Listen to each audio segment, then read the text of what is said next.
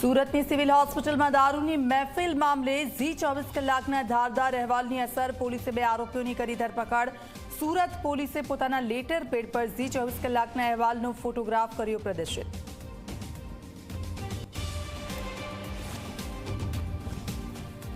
ગુજરાતમાં આજે 22 તાલુકામાં વરસ્યો વરસાદ। સૌથી વધુ વેરાવળમાં ખાબક્યો 4 ઇંચ વરસાદ, તો સૂત્રાપાડા ઉમરગામમાં 2 ઇંચ વરસાદથી અનેક જગ્યાએ ભરાયા પાણી। આજે વરસાદે વિરામ લીધો હોય તેવી સ્થિતિ।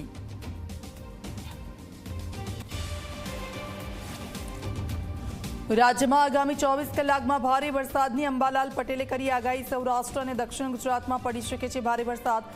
2 થી 5 ઓગસ્ટ વચ્ચે સમગ્ર રાજ્યમાં સારો વરસાદ રહેવાનું અનુમાન।